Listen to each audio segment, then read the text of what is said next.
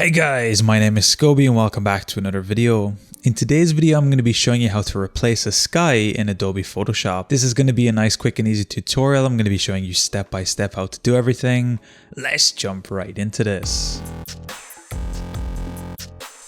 So I will mention for this video, we are going to be using the latest version of Adobe Photoshop CC. So it's going to be Photoshop 2021. It's going to be a new feature that's just implemented called sky replacement. And today's video, I'm going to be showing you how to use it and customize it for your image. So the first thing you need to do for today's video is of course load up an image into Photoshop. As you can see, I have this nice example image right here. So all you need to do is have your image in Photoshop, have it selected on your layers panel on the right. We're going to be coming up to edit and we're simply going to be clicking on the sky replacement tool right here. Photoshop is going to do some loading and it will instantly change the sky background to whatever the last sky background you had selected. I'm simply going to be moving this to the side so we can see the full sky image right here, and you can see it'll instantly change it. And the cool thing is it will also automatically give some layer adjustments, so it'll actually tint the image below to make it look even more realistic, which is really cool to see. So the first thing we can take a look at here is the actual sky image itself, and if we drop this down in the latest version of Photoshop, and we have a number of different skies, different colors, sunsets, different tints that we can choose from, so you can really customize it here to choose whatever you want.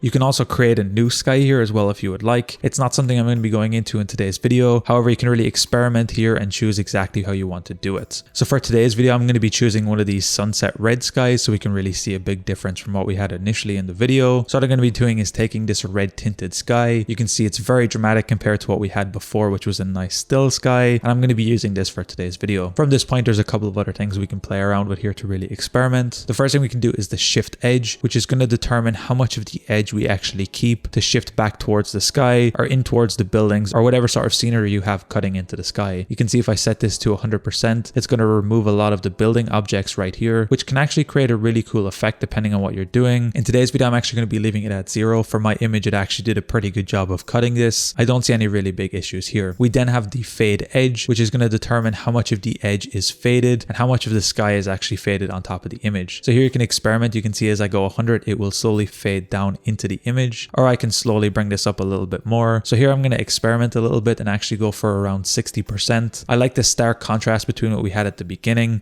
so it gives more of a red tone to the sky and creates this really cool effect. We can then change the brightness of the sky. In this case, I'm actually going to be making it a little bit darker. I want this kind of doomsday feel to this image. So here we can actually change the temperature as well. So we can actually make the sky go more towards a blue tone, as you can see right here, or more towards a yellow tone as well, which is going to give more of a red effect depending on the image. Today's video, I'm actually going to be adding a little bit of a yellow tone, but somewhere around 20% to give it more of a red tint and feel, I think is cool here. Last two options here then related to the sky are the scale. So here you can scale the actual image and you can actually scale it so it crops and hides at the edge. In this case, I'm just going to be leaving it at 100%. However, if you wanted to fill the scene a little bit more or you want to zoom in on certain aspects, you can also feel free to do that here. And then lastly, we can actually flip it, which is just going to flip and mirror the sky effect. So depending on what you're going for, you can keep it. For today's video, I'll just leave it as an example. So the left side is really kind of cloudy and skyey. Lastly, then if you expand foreground adjustments, we can choose some of the different lighting effects that it's going to do to the rest of the image. So by default, the lighting mode will be left on multiply, and I would recommend leaving it like that. You can also choose screen. However, it's going to give some weird effect to some of the layers, so you can feel free to experiment here with that. We have the lighting adjustment, which by default is 70. However, you can feel free to experiment here. In this case, I'm going to be increasing it a little bit to really kind of give that doomsday effect that I mentioned earlier in the video. And then finally, we have the color adjustment, which is just going to tint the entire image depending on the effect you want. So for in this case, I'm also going to be increasing this because it gives more of a red tone and it kind of makes it feel like the sky actually matches the environment. And here you can choose to experiment with this. So you can actually go really heavy, or you can completely remove it to leave it in the original effect. However, you can see now the sky doesn't really match the rest of the image. So feel free to play around with here depending on your desired effect. So for my case, around 70 seems to work here. Then finally, our last option is output 2. In this case, I'm going to be selecting to new layers. However, you can also feel free to duplicate layers, but it's not something I usually recommend doing as the new layers works really well in Photoshop. Now, I will mention one other thing that I didn't actually experiment too much with. However, you can feel free to play around with. We also have our sky brush tool here that you can play around with to reduce or extend the sky area. We have our hand tool so you can move around an image, and we have our zoom tool so you can play around with here. So you can also use these in conjunction with the rest of our effects to really experiment with your image. Once you're happy with everything, simply click OK, and then you'll notice everything will be added to our layers panel, so everything can actually be hidden and adjusted in post as well. And I really like this effect. Everything Photoshop Photoshop has done here makes it super easy to edit after the fact and really easily to see the comparison between what you did before and what you did after. And because everything's in individual layers, you can really easily experiment and tweak even after the fact if you're adding certain things to your image even after. So what I can do is actually just hide this sky background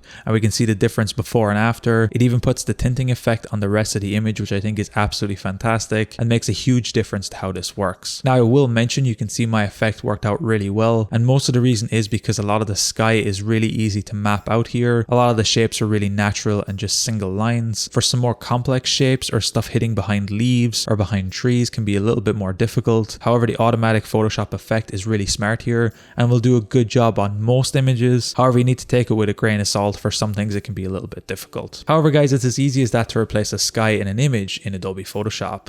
If you guys enjoyed this tutorial, be sure to drop a like. Subscribe if you're new, check out the other videos on the channel. I'm going to be leaving a link down below to my PayPal if you found these videos helpful and you want to support me. Anyway guys, thank you so much for watching. Until next time, as always, keep it saucy. Peace.